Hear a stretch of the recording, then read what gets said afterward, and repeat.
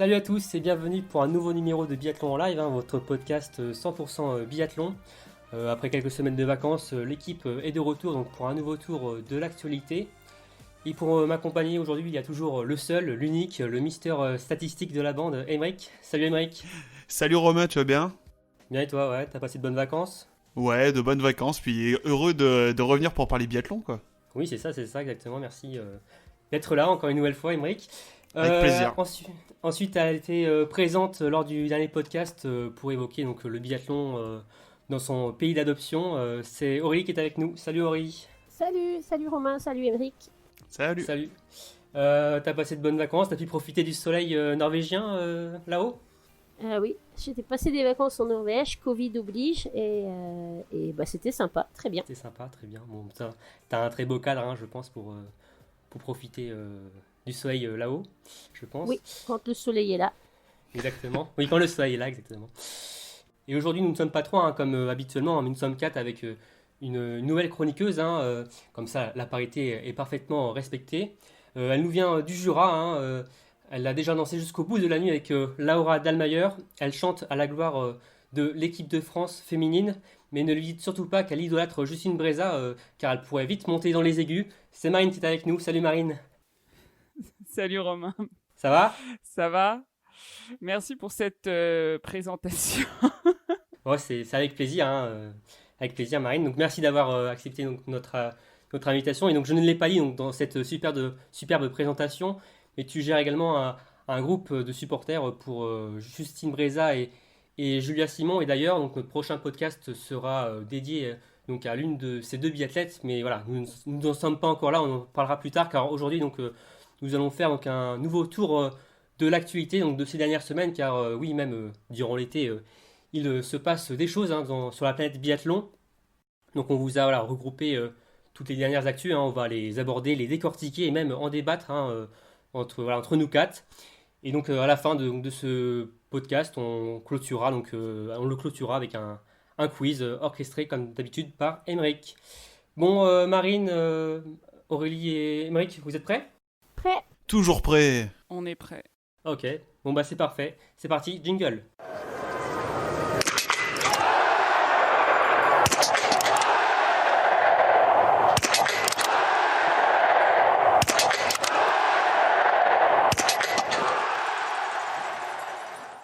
Et donc pour démarrer ce tour de l'actualité, nous allons commencer par un point bleu, Émeric, avec l'équipe de France qui était en stage ces deux dernières semaines à Bessan. Exactement, ouais, ils étaient donc à Bessan, au fin fond de la Maurienne, en Haute-Maurienne. Et donc moi, déjà, une chose que je voudrais noter, c'est le fait que depuis le début de la préparation estivale, tout se passe sans accroc côté bleu. Moi, je touche du bois, parce que bon, j'espère Oui, dire ça et qu'il va rien se passer. Malheur, oui. Ouais, surtout pas, Mais on n'a pas de blessure, il n'y a pas eu de problème avec le coronavirus. Alors qu'on peut le voir, on le verra plus tard avec d'autres pays, il y a quand même pas mal de blessures. Oui, on en parlera, oui, en effet. Donc on peut s'estimer assez heureux pour le moment. Donc après 4 premiers rassemblements, à Prémanon, à Font-Romeu, Vassieux, en Vercors et au Plan d'Automne, les Bleus se sont retrouvés pour 2 semaines à Bessan, en altitude. Et c'était en fait en prévision en fait pour préparer les JO de Pékin qui arrivent, donc 2022, qui seront eux aussi en altitude. Donc comme ça, vu qu'il y a l'étape de pré-olympique cette année, ça fait une petite préparation en vue de cette Oui, échéance. pas mal de stages en haute altitude pour les Français Ouais. cet été. Ils enchaînent. Ils les enchaînent, hauteurs, ouais. Dans le Vercors pour les femmes. C'est ça, ouais, à Vassieux en Vercors, pendant que les hommes étaient à Pyrénées pour les Font-Romeu. hommes. Exactement. Il y a beaucoup de courses en haute altitude la prochaine saison, donc ils se préparent probablement. Voilà, exactement, ouais. En vue de. En vue de la grosse échéance que sont les JO, ouais. Exactement, qui sont à 1800 mètres, je crois, si je dis pas de bêtises. C'est ça, aux alentours des 1800, ouais. Ouais, c'est même plus haut qu'en Tols, qui est le point culminant souvent de Ouais. la Coupe du Monde. Donc ça va être un sacré morceau. Un sacré morceau, là-haut. ouais. Et on a pu voir du coup à travers notamment les différentes publications de chacun des biathlètes sur les réseaux sociaux, leur entraînement, donc ça soit au tir, à skiroo, avec notamment l'ascension du mythique col de l'Iseran, mais aussi le des... plus haut col routier de France, pour rappel, Ouais. les Alpes. C'est vrai. Et aussi des sorties à vélo ou encore de la course à pied. Pour la suite, pour ce qui est de la suite du programme des tricolores, donc le prochain rassemblement, ça va être à Corançon au Vercors. Donc ça va être le deuxième passage pour les filles en Vercors. Ça sera à partir du 7 septembre. Et ils vont commencer à préparer leur premier gros test de cette pré-saison avec le Summer Tour, qui va poser ses valises en Savoie, à la Fécla, les 19 et 20 septembre. Puis, pour la deuxième étape donc, de ce Summer Tour, les 17 et 18 octobre à Arson. Ouais, le Summer Tour qui va débuter, ouais, c'est vraiment pour les Bleus, c'est un premier gros test, hein, on peut dire, hein, pour l'équipe de France. C'est à 2 mois du début de l'hiver. Hein. Des mois de début de l'hiver, c'est les premières vraies courses avec enjeu où ils vont remettre le dossard, se tester les uns par rapport aux autres, voir où ils en sont dans leur préparation. Donc, ouais, c'est important, quoi. Mm. D'ailleurs, je crois que ouais, Marine et toi, Émeric, vous allez vous rendre à la FECLA, si j'ai bien compris. Vous allez assister à la première étape. C'est ça, Oui, c'est prévu, ouais. ouais. Ah, moi, j'habite pas très très loin, donc en venant de Grenoble, c'est assez pratique pour y aller. Donc, ouais, je vais avoir la chance d'y aller les 2 jours si j'ai pas de problème, bien sûr. Si tout me permet, j'irai volontiers, et avec plaisir. Et j'ai une question, et même si donc, ces courses se font donc, sur Skiro, c'est vraiment donc, une étape importante dans leur préparation en vue de la saison à 2 mois de l'hiver, ces championnats de France. Est-ce que c'est vraiment un réel un point d'orgue hein, pour les Français, vraiment pour se préparer en vue de l'hiver prochain? Est-ce que ça compte vraiment ces championnats de France en vue de... Bah, je pense que quand tu es sportif de haut niveau, le fait de mettre un dossard, il y a forcément un enjeu et oui, ça sera important en vue de la préparation de la saison, comme je disais. Hein. Ils vont pouvoir se tester les uns par rapport aux autres, voir si leur entraînement estival a bien fonctionné et faire les derniers réglages à quelques mois de la saison par rapport à les résultats qu'ils auront, quoi. Oui, surtout que la dernière fois qu'ils ont porté un dossard, c'était à Conchoarty, hein, on se souvient bien, hein, la Mm. fin de saison en mi-mars, hein, donc Le ça 14 remonte mars, quand ça même à commence à pas mal de remonter. mois. Hein. Hein. Mm. Donc voilà, je pense que voilà, les Français seront ravis et motivés comme jamais après avoir porté un dossard sur leur dos. Donc voilà, un beau programme pour les Français. Bon, désormais, on va passer donc sur la prochaine saison hein, qui va débuter donc dans moins de 3 mois, hein, donc ça va vite arriver, hein, avec une modification au programme sur la dernière étape à Hommelkoen hein, lors des finales de l'hiver, avec donc le Super Sprint qui devait donc faire sa première apparition donc, sur le circuit de la Coupe du Monde, donc un format de course pour vous rappeler donc, qui est essayé déjà depuis 2 saisons en IBU Cup, hein, un format donc, de course rapide hein, qui se déroule en 2 manches, une manche de qualification plus une manche finale. Et donc ce Super Sprint devait faire sa première en Coupe du Monde la saison prochaine, mais l'IBU a vu que voilà, pas mal de biathlètes étaient contre l'idée, donc n'étaient pas forcément favorables d'intégrer donc ce Super Sprint au calendrier et surtout donc sur cette dernière course, sur cette dernière étape. Et donc la fédération a décidé donc, de le supprimer et de finalement mettre un programme plus traditionnel avec un sprint, une poursuite et une mass start. Alors, on avait fait un débat avec Emric lors du premier podcast, que si je ne dis pas de bêtises, si voilà ce qu'on pensait donc du super sprint. Avant de vous demander donc si vous trouvez que c'est une bonne chose donc de l'avoir retiré, j'aurais voulu savoir les filles donc Aurélie et Marine ce que vous pensez déjà de ce format en lui-même. Est-ce que vous trouvez qu'il a sa place dans le biathlon? Est-ce que c'est un format intéressant pour vous, Marine, si tu veux commencer? Oui, alors moi je sais que enfin je suis pas du tout contre la nouveauté et en fait je trouve qu'il n'était pas pertinent là où il était placé. Je crois que ça a été dit par Johannes, il me semble, Oui, ou un exactement. des biathlètes l'a dit et que personnellement voilà pourquoi pas, hein. Après tout comment les biathlètes de l'IBU le courent donc il n'y a pas de raison, mais je l'aurais plutôt mis, comme ça a été dit, donc en étape d'ouverture à Kontiolahti au début où il y a encore pas trop de pression avec le classement général et on peut voilà un peu plus puis en première course un truc un peu nouveau qui change, ça peut Ouais, c'est Johannes Beu hein, qui disait ça exactement sur la première étape, première semaine, qui pourrait donc avoir lieu et ce qui par contre qui ne rapporterait pas de points. Du coup, ce serait un week-end blanc, on va dire, et qui donc pour mettre le super sprint. Mais finalement, on voit que du coup ce premier week-end à Conchlarty va quand même compter au classement. ouais.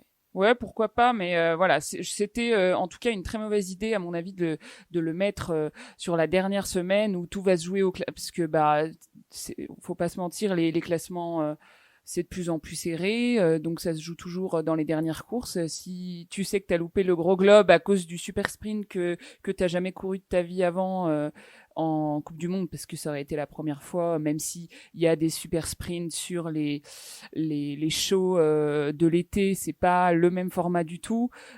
Franchement, je pense qu'il y a de quoi avoir un peu la mort, comme on dit, si on loupe le gros globe à cause de ça, quoi.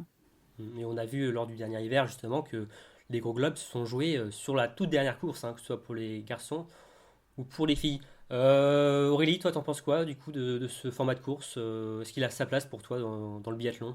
Alors moi, je suis pas forcément contre le super sprint pour dynamiser un peu quelques courses. Ça ressemble à certains formats de ski de fond. Ça fait un peu la belle part aux bons tireurs, en tout cas, ou aux athlètes explosifs qui arrivent à tirer leur épingle du jeu sur des courtes distances. Après, je suis aussi d'accord avec vous que le placer à Oslo, la dernière étape, c'était pas la meilleure des idées. En début ou même, voire même en milieu de saison, pourquoi pas. Mais à Oslo, c'était un peu idiot, je trouve. C'était curieux qu'ils aient même pensé à ça. Après, je sais pas si trop de formats dans le biathlon, c'est peut-être, je sais pas combien de formats de courses on peut avoir sans que les gens s'y perdent un peu. Je sais pas, mais dans l'absolu, je suis pas contre le super sprint comme course. Ça peut être intéressant. Ok, donc vous êtes plutôt, on va dire, pour qu'il soit quand même dans le calendrier, mais le fait que vous êtes plutôt d'accord par la décision de l'IBU de l'avoir finalement retiré quand même du calendrier Oui, par sa place en fin de saison. Oui, oui. Moi, oui, c'est vrai que c'est bien ce que tu dis, Aurélie, par rapport au nombre de formats. J'y avais pas pensé, mais c'est vrai que les formats se multiplient. Maintenant le single mix qui est aux mondiaux, etc. Effectivement, les néophytes du biathlon, est-ce qu'en arrivant là-dessus, ils se perdraient pas un peu également? C'est une bonne Mhm. question. Et même aussi pour la valeur des globes, parce que plus de disciplines, plus de formats, moins de courses par discipline, et donc les globes sont un peu en quelque sorte Ouais, c'est dévalorisés, vrai. quoi. Comme on peut voir maintenant avec l'individuel, où on n'a que des fois en saison olympique que deux courses individuelles, et donc bon, à quoi ça rime de donner un globe avec si peu de courses, on peut dire. ouais, je suis un peu d'accord. Mais en même temps, c'est vrai que le super sprint, voilà, moi je pense à des athlètes comme Lisa Teresa Hauser qui se ferait un chemin parfois sur donc le podium du singles mixte et qui n'a toujours pas réussi à monter sur un podium individuel et elle passe jamais bien loin, mais en ski ça suffit pas. Sur un super sprint, par exemple, ça pourrait être la bonne candidate. Donc voilà, ça pourrait permettre à certains athlètes de se frayer un chemin vers le podium qui n'ont pas réussi encore à atteindre. Ça ouvrirait plus de possibilités, ouais. Ou même à d'autres athlètes qui arrivent à monter régulièrement sur le podium, mais qui rattrapent souvent le retard sur la piste, comme a pu faire souvent Johannes Beu ou même Martin Fourcade à une époque, même s'il tirait très bien. Ça peut aussi mettre un peu l'accent sur le tir pour que les athlètes, sur ces courses-là, en tout cas, ils se concentrent plus sur le tir. Ça peut être intéressant, même en termes d'évolution de son propre tir, on va dire, d'avoir un autre type de concentration, un autre type d'importance du tir sur certaines courses. Pourquoi pas, mais Et de cadence aussi.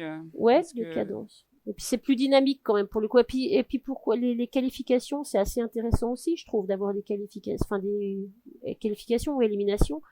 Ça peut être Oui, aussi c'est un intéressant. format innovant, hein, par rapport aux autres, hein, surtout qui se passe voilà, sur deux phases, hein. Alors ça peut être comme un sprint et une poursuite, mais là ça se passe vraiment en un jour, hein, en quelques heures, l'espace de quelques heures, on a vraiment deux courses avec une sorte de mini sprint, puis suivi d'une mini mass start en groupé. Donc ouais, c'est un format innovant, mais qui, voilà, pour le moment, les biathlètes, en tout cas en Coupe du Monde, n'étaient pas forcément prêts. Alors oui, je disais donc tout à l'heure que la plupart donc, des biathlètes étaient plutôt satisfaits donc, de la décision donc, de l'IBU de l'avoir retiré du programme, mais ce n'est pas le cas de tous, hein, d'ailleurs de Vettel Christensen, le Norvégien, Emmerich, qui était plutôt voilà, satisfait, en tout cas voulait concourir dessus, hein. Ouais, c'est vrai, il voulait courir dessus. Et récemment, dans une interview, il a déclaré: Je n'arrive vraiment pas à comprendre pourquoi ils abandonnent ça maintenant. Je trouve ça lâche, pour être honnête. Nous avons un public vieillissant, donc je pense qu'il aurait été judicieux d'introduire un nouveau format passionnant pour captiver un public plus jeune. Je crois qu'ils ont eu peur que cette première course puisse influencer le général. Donc après, ouais, c'est... Oui, là, c'est ce qu'on disait un peu, hein, c'est que Chacun a son avis, il a un avis qui est tranché. on trouvait que ce format était plutôt innovant, mais le Mm, problème c'est que voilà, il était placé peut-être pas forcément voilà, à la au bonne bon place, en tout endroit, cas au bon endroit ouais. Mm, au calendrier. C'est ça qu'on trouvait ça voilà, un peu gênant. Bah, je pense que Vettel, je pense qu'il est complètement d'accord avec nous. Il n'est pas contre le super sprint. Par contre, il a estimé ça curieux que une fois que l'IBU avait décidé que le super sprint soit à Oslo, que sous la pression des biathlètes, il soit retiré. Je pense que c'est ouais. surtout ça qu'il a dérangé. S'ils avaient mis le super sprint à une autre, à une autre période de la saison, il y aurait peut-être eu moins de réactions. Après, je sais pas s'il tenait tant que ça au super sprint. Je pense il a juste envie de nouveaux formats de course, d'intéresser de nouvelles personnes. Mm, Je mm, pense qu'en Norvège, le ski de fond, c'est quand même plus important, c'est un plus grand sport que le biathlon. Je pense qu'il a peut-être pensé que ce format de course ferait venir des gens du fond vers le biathlon, parce que ça ressemble quand même à des courses de ski de fond sur le format. Je sais pas. Ou les jeunes, ouais. comme il dit, je sais pas. Mm. Peut-être pour les jeunes, ouais. Après, je crois qu'il pointe aussi, et moi, pour le coup, je suis assez d'accord, et assez surprise du manque de courage de l'IBU de maintenir ce... Enfin, voilà, qui se sont Ouais, c'est ce qu'il dit, un hein. peu... Il Ouais. trouve ça Moi, lâche de leur je suis part. assez Ouais. d'accord. Qui se sont couchés, ouais. Enfin, je suis assez surprise qu'ils aient fait marche arrière à ce Ah, point-là. machine Ouais. arrière, ouais. Je suis surtout surprise qu'ils aient mis ce super sprint à Oslo sans s'être concerté d'abord avec les concernés. Ils auraient dû Ouais.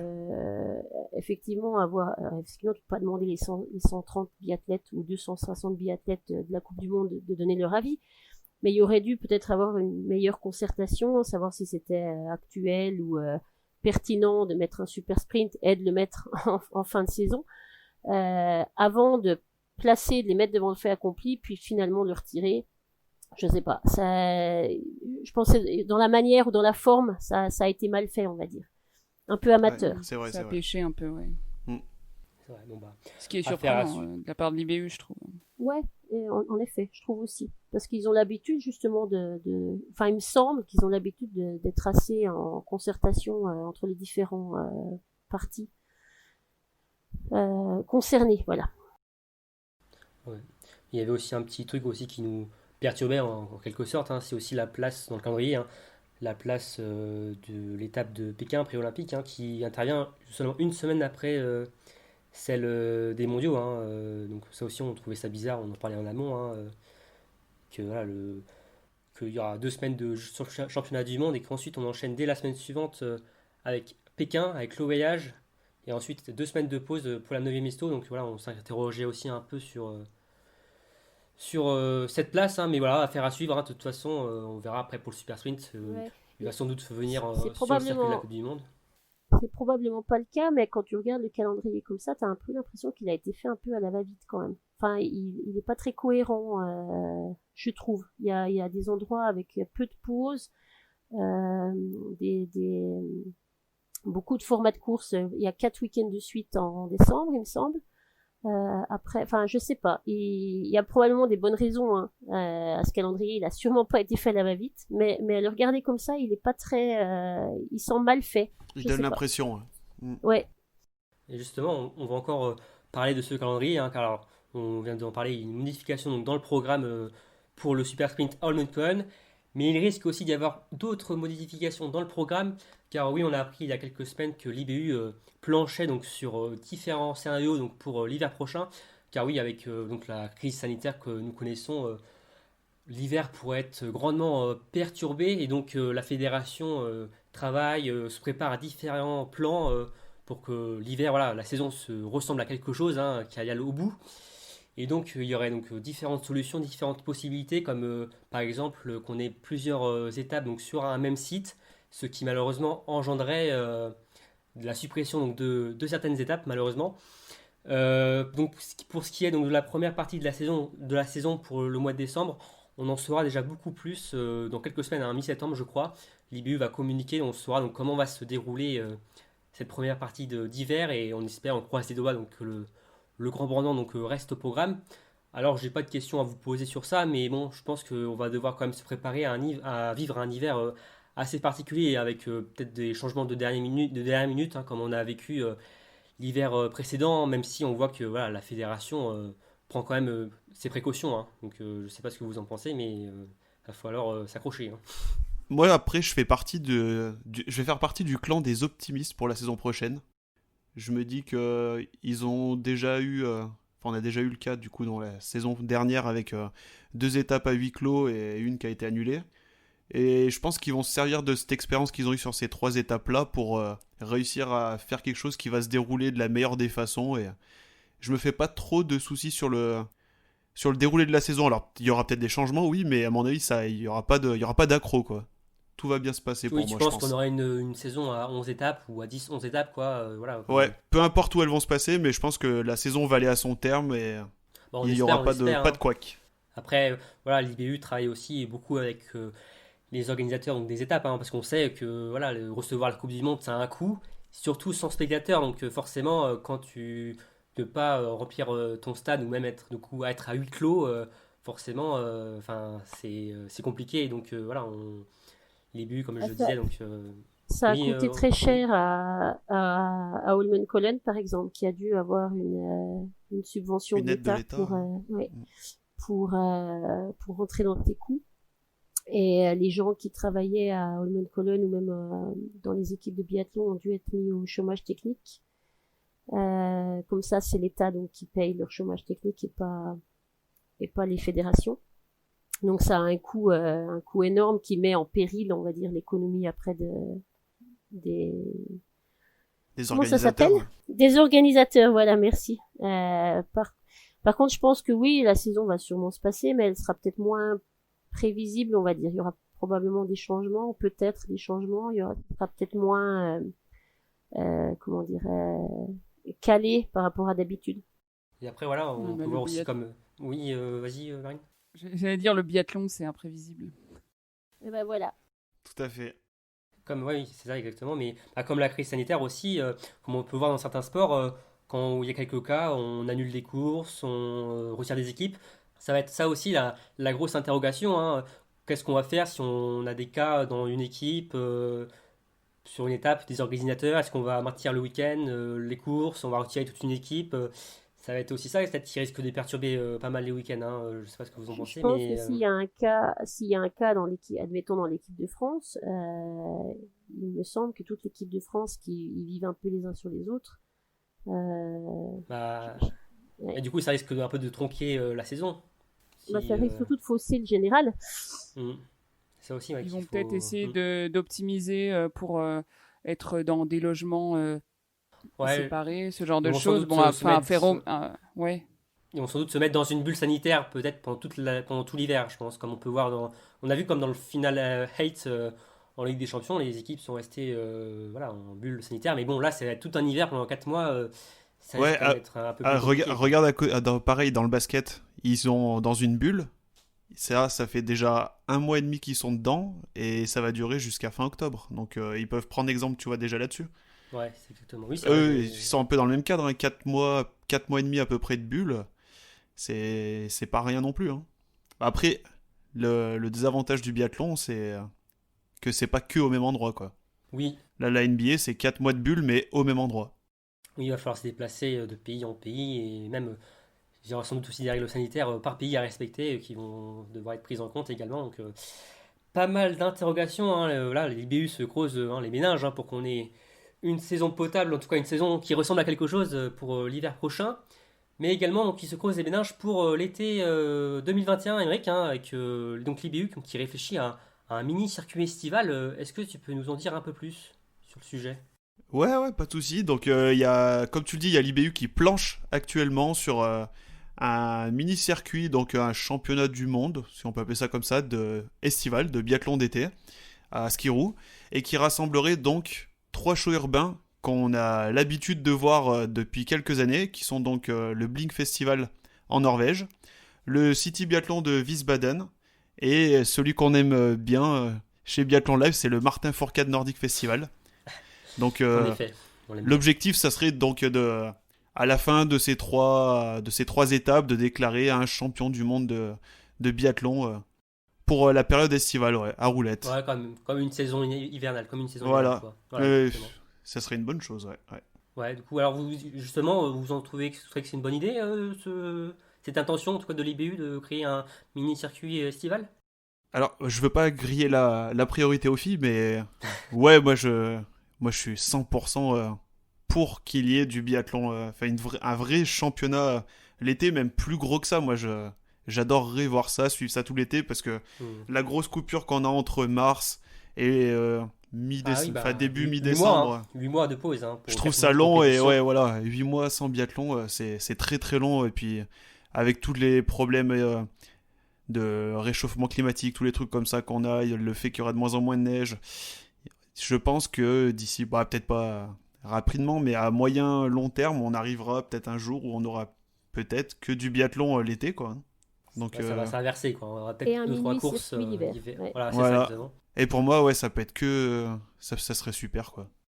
Moi, je suis d'accord avec. Alors, j'espère pas que ce sera demain qu'on aura un mini circuit l'hiver et une grosse Coupe du Monde l'été. Par contre, je pense que oui, l'avenir malheureusement du biathlon.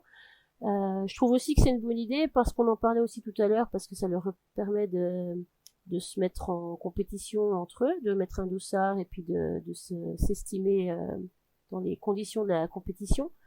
Et puis bah parce que c'est intéressant de voir des courses de toute manière. Moi j'ai une préférence pour le ski par rapport au ski roue, mais je suis pas contre le ski roue. Si et je préfère ça à rien, on va dire. Ah, carrément, ouais. Marine, t'en penses quoi, toi? T'es une bonne idée? Ouais, ben moi, je vous rejoins tous. Déjà, en faisant ce mini-circuit là, donc on prend 3 étapes qui sont 3 shows qui sont déjà existants. Donc on part sur une base, on ne part pas de rien déjà. C'est juste une histoire de se réinventer. Alors bien sûr, il y a des problématiques vis-à-vis des shows, c'est que bah les pas de tir.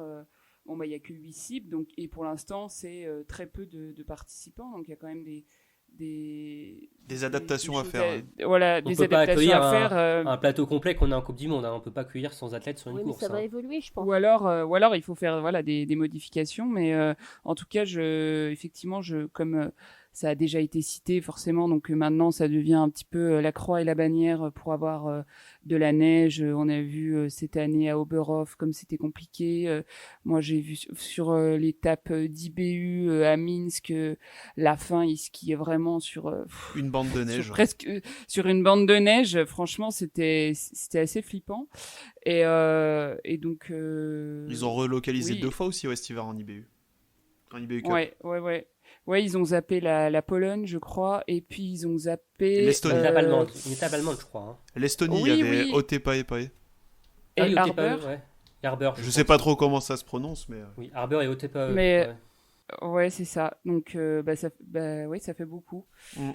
Et oui, ça donc, risque je d'arriver pense de plus en plus qu'effectivement, c'est un peu l'avenir.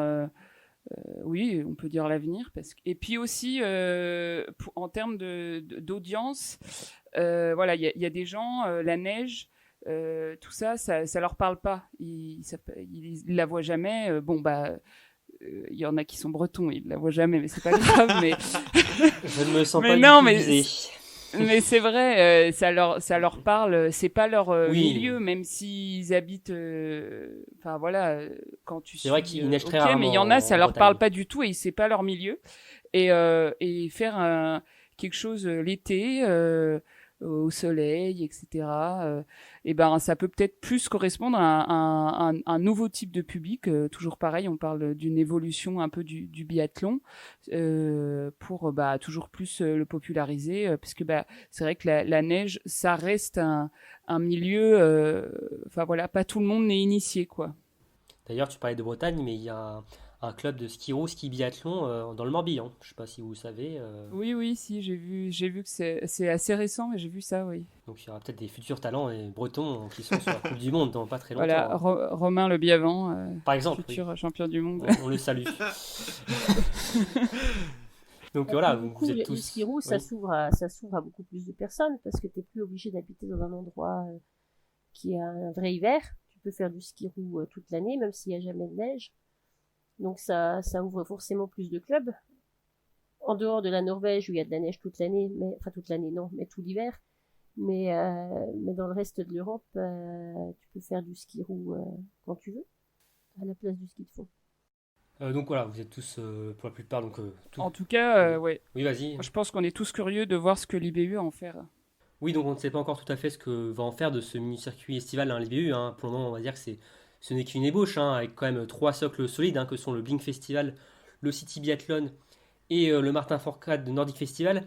Alors oui, on sait tous que malheureusement, voilà, le Martin Fourcade Nordic Festival n'a pas pu se courir cette année. Hein. D'ailleurs, ça devait être ce week-end, hein, précisément. Mais ce qui n'est pas le cas donc du Blink Festival et du City Biathlon, hein, qui se sont courus, donc qui vont se courir donc cette année. Et le Blink Festival, Émeric, qui s'est couru déjà début août. Est-ce que tu peux nous dire rapidement les résultats de ce show norvégien? Alors, pour faire rapide, oui. Donc, il y a eu des super sprints. Donc, chez les dames, c'est Caroline Knoten qui a remporté la mise du super sprint. Chez les hommes, c'est Vetle Sjustad Christensen. Et pour les Mastart, on a eu 2 vainqueurs différents, que sont chez les dames Ingrid Tandrevold et chez les hommes Lars Björkland. Oui, donc 4 vainqueurs différents, hein, norvégiens d'ailleurs, hein, parce que pour vous rappeler, donc ce show donc, qui se déroule donc, dans les rues de Sainte-Ness s'est déroulé donc, entre Norvégiens hein, sans la présence d'athlètes internationaux. Car voilà, d'habitude, chaque année, on retrouve les Français hein, qui reprennent le chemin de la compétition donc, en Norvège. Est-ce qu'on peut quand même tirer des enseignements sur ces courses pour les Norvégiens, vous pensez parce que voilà, il y a quand même malgré un haut plateau hein, en Norvège, quand même voilà, des groupes assez fournis. Hein. Est-ce que voilà, sans les Français, les Suédois, on peut tirer des enseignements? Ouf. On peut en tirer des enseignements, mais bon. Après, on est encore loin dans l'hiver, Ouais, on encore est du début de saison. loin, Hein. puis c'est des courses qu'entre eux. Déjà, je trouvais que c'était un peu triste avec que les Norvégiens. Et puis, pour te reprendre, c'était pas dans les rues de Sandnes parce que c'était interdit au public. Donc, normalement, c'est dans la ville, enfin, dans le village. Là, c'était à l'extérieur. Donc, c'était pas tout à fait la même ambiance, non plus. Donc, c'était un petit peu plus triste que normalement. Parce que, au moment, c'est un peu une fête populaire, enfin, c'est vraiment dans la rue, au centre-ville. Et puis, je suis pas si on peut en tirer vraiment des enseignements parce que, je pense qu'il y avait moins d'enjeux aussi pour les participants quand ils concourent entre Norvégiens. Thierry Lecoff était pas là au Super Sprint. Tarjei était pas là à la Mastart. Johannes, il a rien fait de l'été, donc il était pas en super forme. Et puis, je sais pas si c'est très pertinent comme résultat. C'est plus un entraînement en grandeur nature, quoi, on va dire. Je crois, ouais. Je le vois plus comme ça. Après, pour ceux qui gagnent, pour le coup, c'est super. Birkeland, c'est super pour lui qui était pas. Il ne fait pas partie des groupes. Bah, lui, il s'accroche. Je trouve que pour le coup, lui, c'est significatif qu'il est pas, qu'il lâche pas l'affaire, quoi. Oui, je pense que ouais, un Birkeland a vraiment joué sa carte à fond sur ce week-end, en tout cas, parce qu'il n'appartient plus au groupe norvégien, si je dis pas de bêtises. Hein. Puis, moi, je trouve que ça n'a pas la même saveur que des championnats nationaux, quoi. Ça reste une course, Un show. un show, quoi. C'est un show, ouais. T'es pas champion de Norvège à la fin de la course, quoi. Si t'as gagné. T'as gagné le Blink. Mais c'est pas... Non, je suis d'accord aussi. Par contre, ça peut le devenir si ça devient un mini-circuit estival où il y a des points gagnés. Un vrai championnat du monde, Voilà. avec le Martin Fourcade, ouais. Exactement. Il y a un autre enjeu à la course. Ok, bah, donc pour le Blink Festival qui s'est couru donc, à début août. Pour le City Biathlon de Wiesbaden, donc, qui normalement donc, devait se courir également en août, mais finalement a été repoussé au 27 septembre. Alors, Émeric, on connaît donc, les engagés, hein, avec notamment 2 Français. Hein. 2 Français, ouais. Donc, les engagés chez les femmes, on aura Dorothea Virer, Vanessa Hintz, Caroline Horschler, Ingrid Tandrevold, Julia Simon National, Monika Ojnis, Ekaterina Yurlova et Lena Iki. Et du côté des hommes, donc on aura, comme chez les femmes, vainqueur du Gros Globe, Johannes Beu, accompagné de Bénédicte Doll, Philippe Horn, Quentin Fillon-Maillet pour représenter la France, Jakob Fak, Lucas Hofer, Dmitro Pidrouchny et Julian Eberhard. Un très beau plateau, hein. Je sais pas ce que Ah, vous un en beau pensez, plateau, mais Bah, il va avoir une belle concurrence, hein, je pense quand même. Enfin, ça reste un show, hein, comme on le dit depuis tout à l'heure, mais il y a des gros noms, quoi. Ouais, Ça ça donne reste envie de sympa, quand regarder même. la course, quoi. il y aura peut-être un peu plus d'enjeux que le Bing Festival en fait. Ça va être plus sympa que Ouais. Blink, c'est certain. Ah, c'est certain, Bah, ouais. déjà, c'est international, donc Ouais, voilà, il y aura c'est ça. forcément déjà de l'opposition entre nations. Ouais. Oui, puis il y aura Et- enfin, là, pour le coup, il y a des gros noms, parce que les Norvégiens, ils ont beau être un groupe très dense. Quant à Caroline Knudsen qui gagne un super sprint, ça reste pas non plus. Enfin, Mm. voilà. Il y aurait eu Dorothea Virer ou tous les autres gros noms de la discipline. Je suis pas sûre que Knudsen elle aurait Ouais. sorti son épingle du jeu pareillement. Mais c'est super pour elle. Mais Ah, c'est on sait super pas, pour elle. hein, je veux dire, elle est encore jeune, elle peut progresser et Puis puis d'ailleurs, voilà, ça sera aussi l'occasion, comme pour un Quentin Fillon-Maillet et un Johannes Beu, de se retrouver hein, après voilà, la fin de saison dernière et qui normalement devrait se battre pour le Gros Globe la saison prochaine. Et d'ailleurs, hein, le City Biathlon va se dérouler avec des spectateurs. Hein, alors même s'il n'y aura pas la grande tribune qui va être supprimée, il y aura donc du monde en bord de piste. Donc voilà, ça fait vraiment plaisir hein, de retrouver donc, des spectateurs en, en communion donc, avec les biathlètes, avec voilà, leurs idoles. Hein. Si on n'avait plus vu ça depuis les mondiaux d'Antols, hein, si je dis pas de bêtises. Et donc voilà, des spectateurs donc, qui seront ravis, hein, mais également qui seront certainement donc, très nombreux à vouloir se rendre au Grand Bornand, donc fin décembre, même si on ne connaît pas encore toutes les restrictions, si voilà, ce sera à huis clos ou limité. Mais en tout cas, l'organisation donc, a révélé donc, les dates d'ouverture de la billetterie, Émeric, avec notamment 2 dates à retenir. Hein. Et c'est pour bientôt. 2 dates très importantes qui arrivent rapidement. Donc, ça sera le 8 septembre pour ceux qui voudront prendre des passes pour l'entièreté des 4 jours. Et l'autre date à retenir, pour ceux qui ne veulent pas prendre un pass, mais des billets à la journée, notez bien, c'est le 22 septembre. Merci Émeric. Du coup, vous comptez aller au Grand Bornand cette année? Alors, je sais peut-être pour toi, c'était un peu compliqué, Aurélie, vu que tu habites en Norvège, mais je crois que tu m'avais dit que peut-être que ça t'intéressait de Alors, faire l'étape française. oui, parce que comme je suis pas allée en France cet été, j'aurais bien aimé aller en France à Noël, et puis comme ça tombe juste avant Noël, et que moi je viens aussi du Jura, c'est pas non plus l'autre bout de la France pour aller au Grand Bornand. Donc j'avais pensé peut-être combiner les deux, mais je sais pas encore si j'ai le droit de voyager, si j'aurai le droit de voyager à Noël. Donc, Oui, c'est vrai que oui, Sinon, tu fais comme Christiansen, tu pars malgré les restrictions. alors je peux le faire, mais j'aurai 10 jours de quarantaine sans solde au retour. Et je sais pas si Ah, j'ai le budget pour ça. pas cool, ouais. Ouais. Donc je ne sais pas, j'aimerais bien, mais je pense que je pourrais pas acheter mes places aux dates citées. Et donc du coup, ça risque d'être plein quand je saurai. Ce sera sûrement assez imprévisible. Ce sera sûrement à la dernière minute que je saurai si je peux venir en France.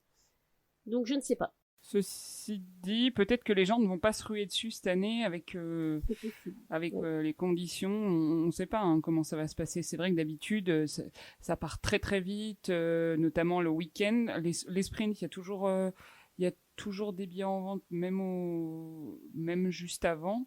Enfin, dans la semaine, mais le week-end, ça part assez vite, oui. Ah oui, ça part même en quelques heures. Hein. Oui, il faut être Ouais, vraiment au ouais. taquet dès l'ouverture de la billetterie, parce que sinon, t'as pas forcément des places. Hein. Après, je peux toujours acheter mes places et les revendre si je vois que je peux pas venir en France. Oh oui, de tu toute façon. trouveras. Oui. Donc voilà, ça va être peut-être voilà, c'est compliqué hein, de se rendre sur une étape cette saison, hein, même voilà, sur les étapes étrangères. Toi, Émeric, du coup, tu as fait déjà 2 fois le Grand Bornand, les 2 dernières fois. Tu veux y retourner une troisième fois? Ou jamais 203, comme on dit? Ah ouais, jamais 203, la question elle se pose même pas. L'ouverture de la billetterie, je vais être le premier dessus à réserver mes places. Tu vas déjà dès 2h du matin, tu vas être sur la billetterie en train de mettre à jour la page. Ah, dès que ça ouvre, je vais être prêt à cliquer et commander. Go, Emmerich, go. C'est pire qu'avoir un billet pour les enfoirés. Probablement. Alors je sais toi Marine, alors tu y vas, mais tu n'y vas pas en tant que spectatrice, hein, tu y vas normalement en tant que bénévole, si je dis pas de bêtises. Ouais, moi, ça fait jamais 203, effectivement, mais pas pour la même chose. Ouais, ça fait depuis 2017 que je suis donc dans les bénévoles du Grand Bornand, et c'est très très sympa. Et je sais que bon, j'attends des consignes, mais pour l'instant, je sais que ma candidature a été acceptée, donc j'attends voilà que ça vienne. D'autres informations. Pareil, nous on est on est un peu en suspens. Et même si ceci dit, si l'étape se passe, il y a toujours besoin de certains bénévoles. Tout ce qui est si c'est à huis clos, forcément tous les bénévoles qui sont affiliés à du travail qui concerne les spectateurs, ils sont on n'a pas besoin d'eux, mais il y a quand même toute une logistique qui concerne juste les athlètes, où il y a quand même déjà un certain nombre de bénévoles d'impliqués. Oui, et toi, Romain, tu comptes aller au Grand Bornand? Non, je ne pense pas y aller. Alors même si voilà, tout serait passé normalement sans la crise sanitaire, je ne pense pas non plus que je serais allé. J'ai déjà fait en 2017, hein, en décembre 2017, ça m'avait beaucoup plu, mais après j'aime bien changer, faire différentes étapes. Voilà, je vais pas non plus, je vais essayer de faire toutes les étapes comme ça, faire un maximum pour m'imprégner donc de toutes les ambiances. Mais après voilà, je ne dirais, si on m'invitait à aller sur l'étape du Grand Bornand, je ne dirais pas non, mais non, ce n'est pas dans mes objectifs d'étape pour la saison prochaine, mais pourquoi pas une autre année, hein, même si je crois que le Grand Bornand il y a encore l'année d'après, je crois, le Grand Bornand au Ouais, calendrier. 2021, et puis après, faut attendre le nouveau cycle olympique qui sera annoncé, je pense, en septembre aussi. Je crois que non, je crois que c'est Les- novembre. C'est en novembre. Je vais voir ça Novembre, le autant pour prochain. moi. Ouais. Et du coup, vous avez prévu d'aller sur d'autres étapes que le Grand Bornand, ou d'aller sur une étape, en attendant de savoir mieux, mais... Alors moi, je vais aller à Oslo, normal. Après, j'aurais bien aimé aller aux mondiaux, mais c'est un peu pareil, Ouais. je sais pas quoi, cette année. C'est ça aussi, hein, c'est que on peut pas trop prévoir hein, en avance. Hein, c'est un peu compliqué. Toi, je sais que Marine, tu as déjà pris tes billets, enfin ta chambre d'hôtel pour aller aux mondiaux, non? C'est ça?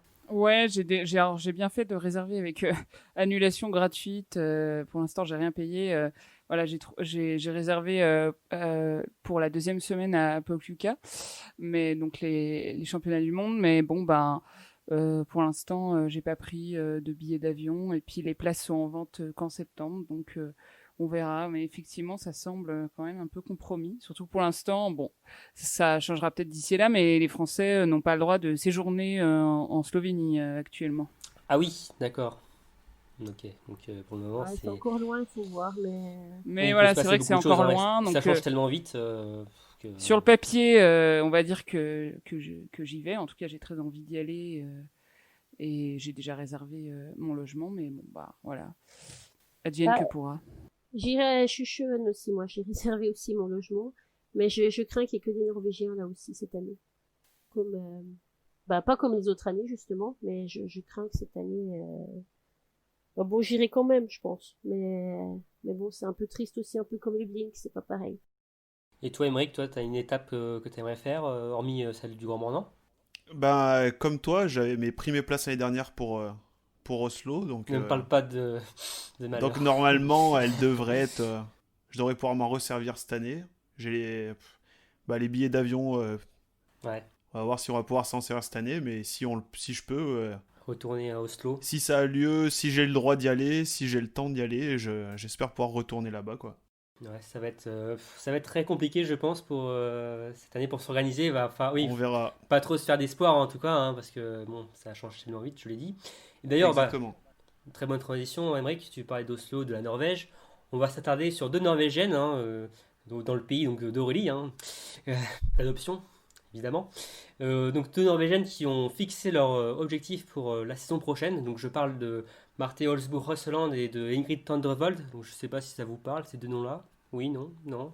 Un petit peu, Un ouais. petit peu, légèrement. Vaguement, hein, vaguement. Vaguement. Ok, je vais un peu vous les présenter. Mais voilà, donc c'était lors du Blink Festival, donc elles ont accordé donc, une interview aux médias donc VG, médias norvégiens. Et donc elles ont parlé donc, de leurs objectifs, ce qu'elles visaient pour la saison prochaine. Alors pour Ingrid Todrevold, elle vise une victoire en Coupe du Monde. Hein, voilà, elle fait partie désormais donc, du gratin hein, du biathlon mondial. Hein, elle a fini 7ème mondiale. Elle a d'ailleurs porté le dossard jaune lors de l'étape du Grand Bornand. Et elle compte également une pelletée de podium. Elle a Et 23 ans. à 23 ans, très jeune. Elle est Hein, toute jeune. Ouais. Et pour Marthe Holzboe-Rosseland, elle vise tout simplement le gros globe de cristal, hein, le classement général. Alors on se souvient forcément donc, de sa dernière saison où elle a brillé, hein, grande reine des derniers mondiaux. Hein. Elle a remporté 7 médailles sur les 7 courses disputées, dont 5 en or, hein, une performance XXL hein, qui n'avait jamais été faite hein, par le passé. Alors, question, hein, est-ce que voilà, ces objectifs sont dans leur corde est-ce qu'elles ne visent pas trop haut? Est-ce que voilà, elles ont les capacités d'atteindre leur objectif, vous pensez? Oui, alors moi je pense que c'est tout à fait atteignable pour l'une comme pour l'autre. Donc pour Tendrevold, ben voilà, elle commence déjà à avoir de l'expérience sur le circuit Coupe du Monde. Elle a déjà plusieurs podiums à son actif. Elle a porté le maillot jaune comme tu l'as dit, et je pense que voilà, ça s'est joué à des détails cette année, et à mon avis. Elle devrait pouvoir avoir sa première victoire l'année prochaine. En tout cas, je l'en pense tout à fait capable. Et je pense que c'est le moment. Et pour Marthe Holzboe-Rosseland? Pour Marthe, eh bien, je pense déjà que quand elle annonce un objectif, elle s'y tient vraiment. On a bien vu l'année dernière quand elle a annoncé que son objectif c'était les mondiaux. Je pense qu'elle n'aurait pas pu mieux Elle avait faire. concentré toute sa saison sur ces mondiaux. Elle avait d'ailleurs fait l'impasse sur l'étape du Grand Bornand et elle s'était attiré un peu les foudres hein, de la presse norvégienne et des experts comme de Leif Grøter. Hein. Et du coup, elle avait répondu de la plus belle des manières. Hein. Oui, j'étais très triste qu'elle loupe le Grand Bornand personnellement. Et au final, bon, bah, c'est une impasse que, voilà, triste. Hein. Enfin, en tout cas, beaucoup se sont interrogés et au final, ça a payé. Donc Ouais. là, elle va tout faire pour jouer le général la saison prochaine. Aurélie, toi, t'en penses quoi? Comme Marine, tu penses qu'elles en sont capables? Je pense c'est un peu pareil pour Ingrid. Je pense aussi elle passe jamais. Enfin, elle est passée plusieurs fois pas très loin d'une victoire, donc je pense aussi que ça c'est facilement, enfin facilement non, mais que c'est à sa portée. Enfin, c'est réalisable. Pour Martin, exactement la même chose aussi. Cette année, la saison dernière, elle avait coché les mondiaux. On a vu la réussite que ça lui a donné. Si cette année elle a coché le général, j'ai aucun doute. Non pas qu'elle gagnera forcément le général, mais qu'elle sera dans la course. Oui, en plus, elle a vraiment une impression en fait, de biathlète solide hein, dans la tête, qui est complète, Mm. hein, une biathlète complète. Concentrée, Oui. elle est sérieuse, on va dire. Vraiment concentrée sur ses objectifs.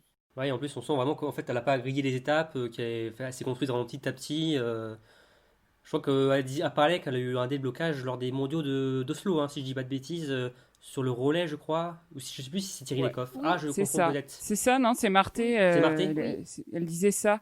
D'accord. Exact. Bah, elle était inconnue avant les mondiaux d'Oslo, hein. Enfin plus ou moins inconnue du grand public, pas des fans. Et elle avait fait une impression, une très belle impression aux mondiaux. Et cette impression, elle a été très solide derrière depuis 2016. D'ailleurs, juste après les mondiaux, je sais pas si vous vous souvenez, mais sur l'étape de Kanti Mansis, qu'elle avait fait son premier podium en carrière, donc dans la même saison. Donc elle avait validé Ouais, ça a vraiment cette déclenché quelque chose impression. en elle. Ouais. Ouais. Elle a vraiment Si, franchi mais elle un l'a dit dans palier. plusieurs interviews d'ailleurs. Oui, c'est ça. Je crois que c'était une interview pour l'IBU. C'était ça, je crois qu'elle avait dit que les mondiaux de 2016 d'Oslo, donc chez elle, avaient vraiment provoqué quelque chose en elle. En tout cas, elle lui avait fait passer un palier. Et on le voit hein, depuis 2-3 saisons maintenant. C'est l'une des patronnes du circuit. En tout cas, l'une des. Voilà, où elle peut gagner sur chaque Formidable. course. C'est exactement ça. Hein. Et toi, du coup, Emmerich, t'en penses quoi, toi, de Marthe Holzboe-Rosseland et de Ingrid Tendrevold? Ouais, bah mon avis va pas beaucoup diverger de ce qu'ont dit les filles. Hein. Elles vont y arriver, il y a aucun souci là-dessus. Je pense que pour Marthe, c'est vraiment le, elle arrive dans au sommet de sa courbe de forme Pic de par forme. rapport à Mm. l'âge qu'elle a, ouais, à son pic de forme. Mon avis, cette année, Elle a ouais, quel âge? elle va faire très très mal. Ouais, Elle a 29-30 ans, si je dis pas de bêtises. ouais, c'est ça, c'est ça. Ouais, c'est 30 ans, vraiment ouais, je le crois. pic. 30 ans en Ouais, décembre. c'est vraiment le pic de forme des biathlètes. Enfin, de quoi, même la plupart des sportifs, même. Hein, c'est un peu l'âge mûr, on va dire, d'un sportif. D'un sportif, ouais, c'est ça. Et puis bon, après pour Ingrid, je me fais pas de soucis aussi pour une victoire. Elle a fait quoi, deuxième place, c'était sur la poursuite du coup du Grand Bornand.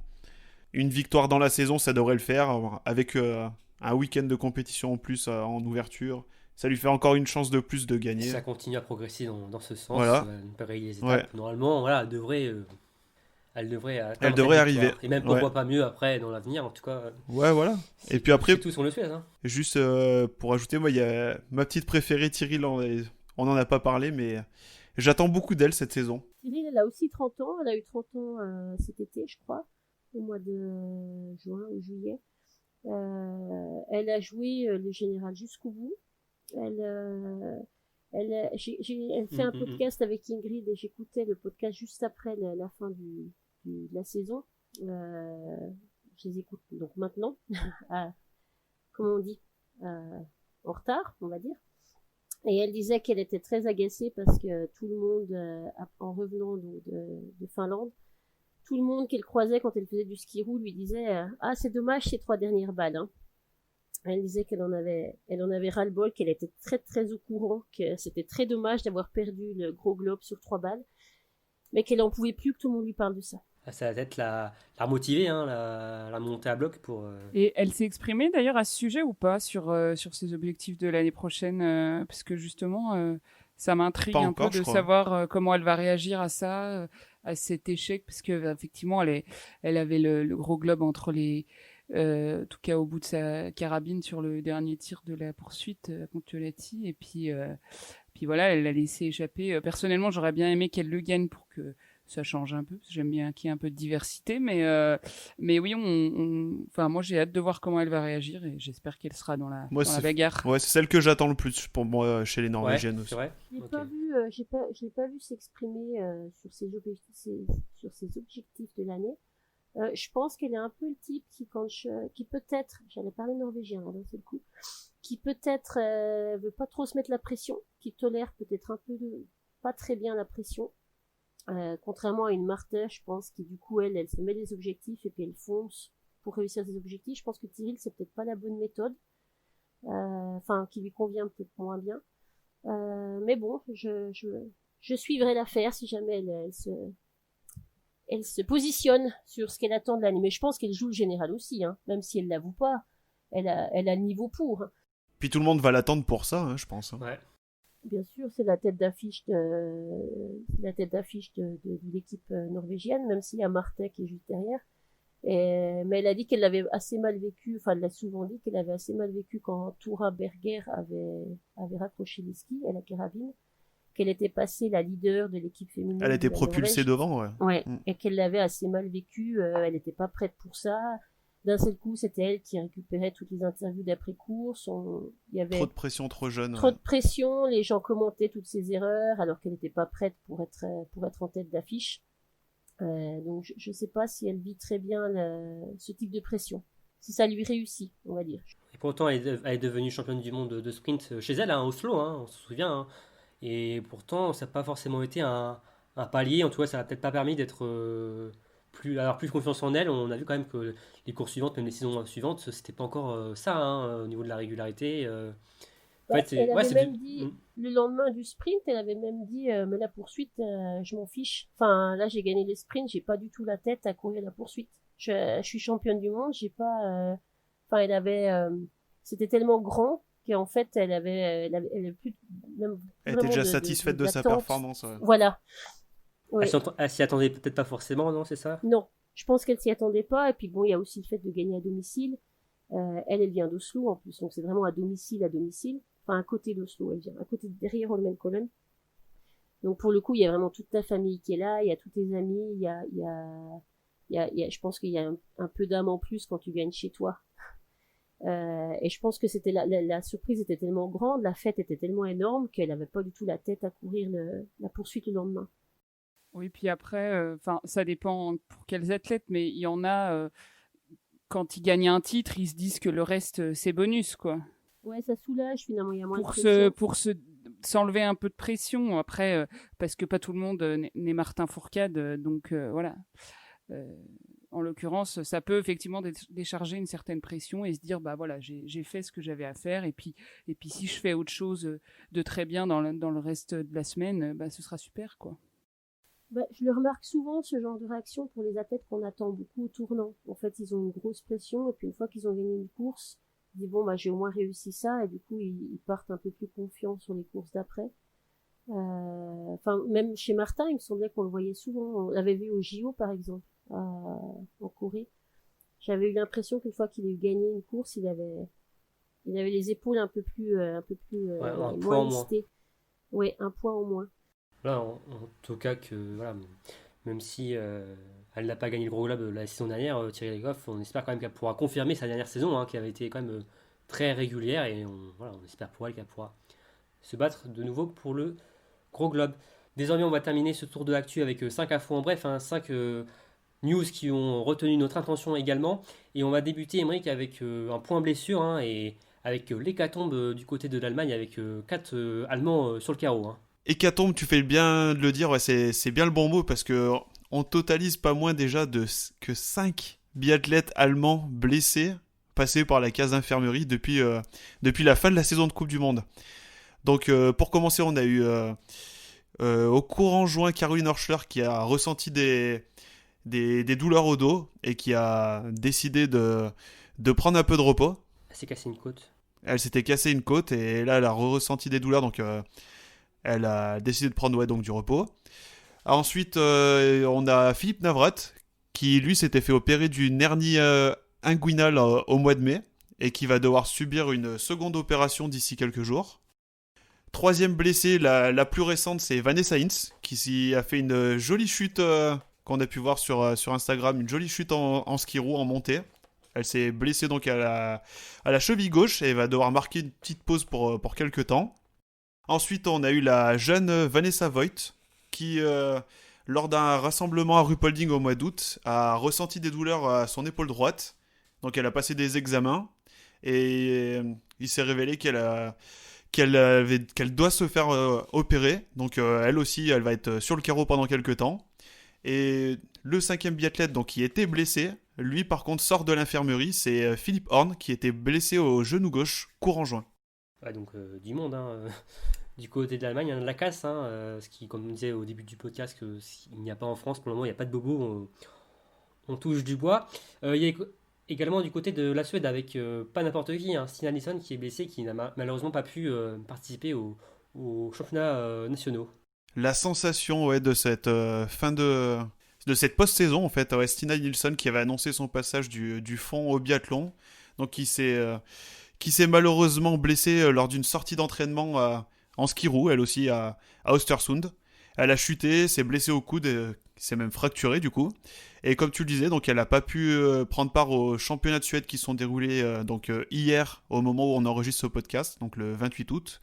Et elle va devoir se reposer pendant les 6 prochaines semaines pour pouvoir espérer revenir assez rapidement dans son entraînement biathlon qui est tout nouveau pour elle, quoi. Et ça, si je peux me permettre de donner mon avis, c'est vraiment dommage parce qu'elle était vraiment attendue en compétition. Stina, je pense que toutes les biathlètes, du moins les norvégiennes en tout cas, voire même les internationales, attendaient de voir ce qu'elle allait donner en compétition, Stina. Et je pense que toutes les biathlètes féminines sont très déçues qu'elle n'ait pas pu participer au championnat de Suède. Et nous aussi, même si on n'est pas biathlète. Ouais, nous aussi, hein, on aurait bien voulu la voir, hein. En plus, les sprints étaient diffusés, donc on aurait pu en voir un petit peu de Stina Nilsson, ce que ça aurait pu donner. Donc voilà, c'est dommage, hein. C'est Non. dommage parce que c'est quand même la grosse surprise de cette saison à venir. Qu'est-ce C'est que le ça va Kinder donner, parce que Stina Nilsson, de la saison Ouais. prochaine. parce qu'elle va aller très vite. Elle n'a pas besoin de se concentrer sur son ski qu'elle a déjà. Elle a que le tir, elle a peut-être moins de pression du coup. Elle sait qu'elle n'a pas besoin de bosser le ski. Ça va être... moi j'ai hâte. J'ai hâte de voir ça. Après, pas besoin de bosser le ski, oui, mais il y a quand même le facteur ski plus tir à gérer par contre. Oui, oui. Il y a Oui, l'alliance c'est sûr, des mais... deux qui, je pense, n'est pas négligeable non plus. Mais elle a une technique en ski supérieure à toutes les autres biathlètes, à mon avis. Et elle peut vraiment... Enfin, je sais pas, on verra. Mais Oui, elle mais pourra je pense certainement rattraper son retard pris sur le pas de tir, enfin Ah oui, je pense. sur les skis. Et c'est ce qui fait peur aux biathlètes norvégiennes. Qu'elles se fassent rattraper sur la piste très Et facilement. d'ailleurs, tu parlais des Norvégiennes et Émeric, il y a une retraite, hein, du côté de la nation scandinave, hein. Ouais, voilà, donc fait bien de parler de la Norvège. Donc la plus française des Norvégiennes, Tekla Brunli, qui a annoncé sur Instagram, si je me trompe pas, sa retraite à seulement 27 ans. Alors est-ce que le fait qu'elle n'ait pas été sélectionnée dans aucune équipe pour la saison prochaine a joué un rôle? Peut-être, peut-être pas, on n'en sait pas plus pour le moment. Mais bon, on retiendra de sa carrière, c'est une 52e place au général la saison dernière, son meilleur classement. Donc elle fait pas partie des top athlètes norvégiennes des dernières années, mais bon, elle était quand Ah, même le, là. le niveau est Faut tellement quand même le élevé faire, quoi. que Voilà, c'est compliqué de se faire une ce que place. j'allais dire. Ouais. Le niveau est tellement élevé, c'est déjà magnifique d'arriver en équipe nationale. Il faut déjà faire partie des meilleurs de son pays, quoi. Et sinon, on retiendra une 18e place, son meilleur résultat. C'était dans son second pays, si on peut dire ainsi. Là, c'était au Grand Bornand en 2019. Et second gros événement de sa carrière, c'était sa victoire sur le relais mixte simple à Paul Yuka en 2018 avec Lars Birkland. Donc voilà, en tout cas, on lui souhaite une bonne continuation dans sa nouvelle vie. Donc un départ pour donc, la Norvégienne et un retour pour une Russe, Tatiana Akimova, qui signe son retour en biathlon, Émeric. Ouais, donc Tatiana Akimova, de son prénom, qui a annoncé à 29 ans qu'elle allait reprendre sa carrière de biathlète après 2 ans d'arrêt, durant laquelle elle est devenue maman. Et depuis quelques temps, on savait qu'elle s'entraînait avec son mari, mais hors de l'équipe nationale. Et donc là, elle réintègre l'équipe de Russie. Donc c'est une bonne chose pour l'équipe de Russie qui est en manque de grosses têtes d'affiche chez les filles depuis quelques temps. Elle va pouvoir apporter l'expérience qu'elle a accumulée précédemment. Donc ça peut apporter que du mieux au sein de l'équipe nationale russe. Une équipe en manque de résultats, quand même, ces deux dernières saisons, que ce soit chez les femmes ou chez les hommes, ça va être un retour positif, même si on ne sait pas trop ce que ça va donner encore ce retour, si ça va être un retour Gagnant ou gagnant pas, ouais. ou pas. Donc, des fois dans le sport, c'est souvent compliqué de revenir après une si longue pause, mais voilà, on verra. En tout cas, je pense que c'est une bonne chose pour la Russie. Désormais, pour finir donc, ce tour de l'actu, on va prendre des nouvelles de Laura Odelmeyer, Émeric, qui malheureusement, pour ses fans qui sont très tristes, ne veut pas faire un retour en arrière et reprendre sa carrière. Contrairement à une Akimova qui revient dans le monde du biathlon, pour Laura Dahlmeier, ça ne sera pas le cas. Elle a annoncé qu'elle ne ferait pas machine arrière et qu'elle ne rechausserait jamais les skis et la carabine pour redevenir biathlète professionnelle. Dans son interview, elle dit même qu'elle est même pas sûre de devenir un jour entraîneur de biathlon ou de gravité plus proche qu'elle ne l'est actuellement. Elle se plaît dans sa vie actuelle et on lui souhaite tout le meilleur pour la suite. Donc merci Émeric pour ce petit tour en bref des infos. Maintenant, on va jouer. Donc pour le quiz, je vais passer la main à Émeric. Alors un quiz qui va se jouer entre Marine et Aurélie. À toi Émeric. Merci Romain. Donc les filles, j'espère que vous avez écouté les premiers podcasts et que vous connaissez le principe du jeu, le qui suis-je. Oui. Bien sûr. Oui, pas de souci sur ça. Donc petit rappel quand même pour ceux qui n'auraient peut-être pas écouté les podcasts précédents. Pour nos auditeurs, oui. Voilà. Donc le qui suis-je, je vais prendre je vais rentrer dans la peau d'un biathlète ou de quelqu'un qui gravite autour du monde du biathlon. Je vais raconter toute ma biographie et vous allez devoir trouver de qui il s'agit. Alors, je suis né le 21 août 1987. J'ai donc 33 ans depuis peu. Lors de la saison 2007-2008, je suis 3 fois champion du monde junior, ainsi que 3 fois champion d'Europe junior. La seule médaille qu'il me manque sur ces championnats d'Europe junior est remportée par un certain Jean-Guillaume Béatrix. En janvier 2009, je participe à mes premières courses de Coupe du Monde à Oberhof pour une 72e place. Je connais mon premier succès lors d'un relais homme à Ruhpolding 1 an plus tard. Le mois suivant, à l'occasion des Jeux Olympiques de Vancouver, j'obtiens la médaille de bronze en relais. Aurélie. Anton Chipouline. C'est ça. Eh ben bravo, ou de Au bout de 5 phrases, tu trouves déjà la réponse. Félicitations. Moi, je me suis laissé bercer par la voix d'Emeric. Impressionnant. Qu'est-ce qui t'a mis la puce à l'oreille pour trouver la bonne réponse en fait? Alors, c'est l'âge.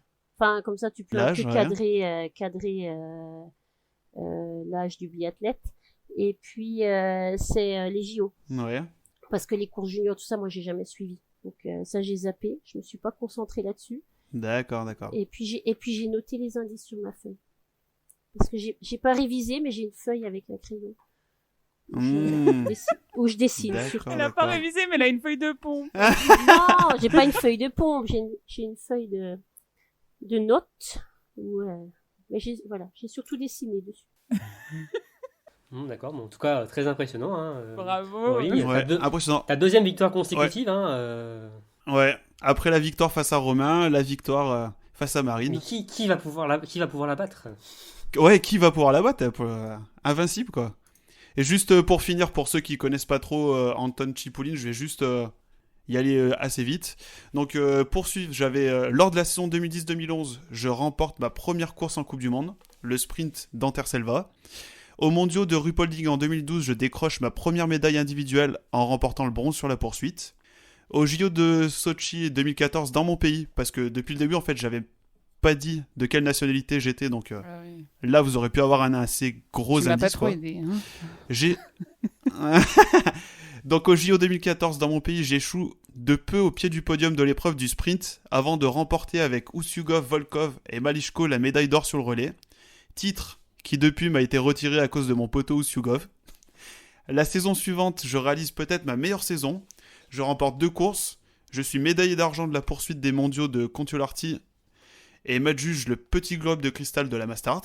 Je termine ainsi la saison à la 2e place du général derrière Martin Fourcade, chose que je reproduirai en 2016-2017. Arrivent les JO de Pyeongchang en 2018, mais en raison du scandale de dopage d'État frappant la Russie, je ne suis pas autorisé à participer car je ne fais pas partie de la liste des athlètes éligibles. Quelle tristesse d'ailleurs. Ouais. Exactement, C'est ouais. vrai. Ensuite, saison 2018-2019, je suis absent sur les 3 premières étapes de Coupe du Monde. Le 25 décembre, je mets un terme à ma carrière par manque de motivation et faute de prendre du plaisir, alors que l'équipe russe de biathlon est encore sous le coup d'une nouvelle enquête relative au dopage. Et mon dernier indice, qui était sûrement le plus facile, c'est je suis le frère d'Anastasia Kuzmina. Là, j'aurais trouvé. Voilà, voilà pour ce petit Non. qui suis-je. Ouais, c'est un peu sa fin de carrière, c'est un peu dommage, quoi. Bon. Ah, c'est Il a- triste, ouais. Très triste. Ouais, un autre boudin. Ouais, exactement. Il méritait une plus belle fin de carrière que ça. Ouais, merci Émeric hein, pour ce quiz. Hein, et encore bravo Aurélie pour cette victoire écrasante Bravo, hein, Aurélie, sur ouais. Marine. Hein, mais t'inquiète pas, Marine, tu auras sans doute encore l'occasion de Oui, moi je veux le abattre prochain la Norvégienne, podcast, comme, se les, battre. comme les Français. Ouais. Ça aura sans doute ta revanche. Bon. La dernière fois, j'avais galéré. Enfin, moi et Romain, on avait galéré. On a attendu très, très, très longtemps avant de trouver la. Oui, ça s'est joué, oui. Ouais, jusqu'à Jusqu'au presque bout la de fin. jusqu'au Ouais. bout de la ligne, ça Presque la s'était fin. joué. Exactement. Bon, bah c'est sur cette victoire de Aurélie donc, que s'achève donc, ce nouveau podcast. Encore merci hein, les filles, encore merci donc, Aurélie et Marine d'avoir accepté notre invitation. Mais merci à toi, merci à vous. Merci à vous. C'était un vrai plaisir. Hein. Encore merci donc Émeric d'être toujours présent hein, sur ces podcasts. Ah bah c'était encore une fois de plus avec plaisir, puis très content d'avoir une nouvelle personne avec nous. Et encore maintenant, une fois. la parité est respectée. Exactement. Et je sais pas pourquoi, mais je sens qu'on va se retrouver prochainement, rapidement pour un nouveau podcast tous les 4. Hein, mais voilà, J'espère. On ne vous en dit pas plus. On vous en dit pas plus, c'est surprise. Et encore merci chaque auditeur d'être toujours aussi présent à nous écouter sur tous nos podcasts. Hein, donc n'hésitez pas à liker, à partager nos numéros et même à les commenter, hein, donner des avis. Hein, c'est toujours très important hein, pour nous pour qu'on progresse, hein, pour qu'on s'améliore de numéro en numéro. Et donc on vous dit donc à la prochaine hein, pour un nouveau biathlon en live. Salut! Au revoir.